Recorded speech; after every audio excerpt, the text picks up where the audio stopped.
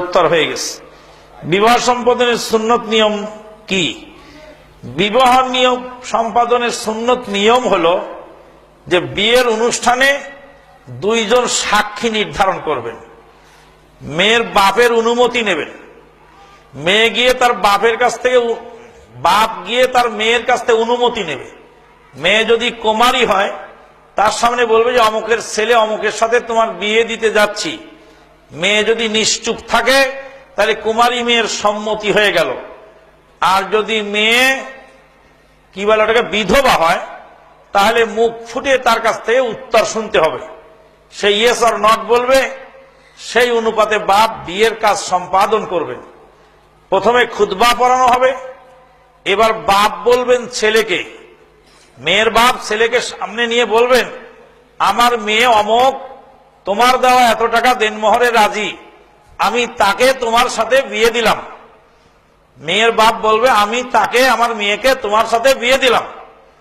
অথবা মেয়ের বাপ যদি না বলে তাহলে মেয়ের বাপের কোনো উকিল, কোনো প্রতিনিধি যাকে দায়িত্ব দেওয়া হবে, এই প্রতিনিধি মামুর বাড়ির লোক হতে পারবে না। এই প্রতিনিধি মেয়ের বাপের অভিভাবক।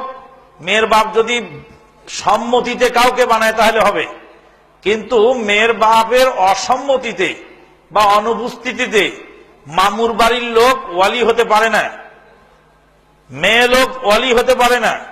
ওয়ালি হতে হলে পিতৃকুলের উপযুক্ত ন্যায়পরায়ণ পুরুষ মানুষ হতে হবে।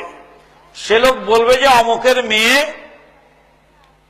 এত টাকা দেনমোহরে তোমার সাথে বিয়েতে রাজি, তার অভিভাবকের পক্ষ থেকে আমি উকিল হিসাবে তাকে তোমার সাথে আমি বিয়ে দিলাম। ছেলে বলবে আমি বিয়ে করলাম, এ তো বিয়ে হয়ে গেল। এরপরে দোয়া পড়বেন সবাই মিলে, বারাকাল্লাহু লাকুমা ফিকুমা আলাইকুমা জামা বাইনাকুমা ফি খায়র। এটা হলো বিয়ে পড়ানোর নিয়ম। বিয়ে পড়ানোর আগে যে আন্দরমহলে সাক্ষী পাঠানো হয় আর মেয়েকে বিরক্ত করা হয়, এটা সম্পূর্ণ শরীয়তে অবৈধ কাজ। মেয়ের অনুমতি নেওয়ার জন্য বাপ একাই যথেষ্ট, অভিভাবক একাই যথেষ্ট, এতটি লোক ওখানে যাওয়ার কোনো অধিকার নাই। গান বাজনা, বিশাল ব্যয় বহুল অনুষ্ঠান কি জায়েজ? যেই বিয়েতে খরচ কম, রাসূলুল্লাহ সাল্লাল্লাহু আলাইহি ওয়াসাল্লাম বলছেন সেই বিয়েতে বরকত বেশি। বরকত পেতে হলে খরচ কমে বিয়ে করতে হবে।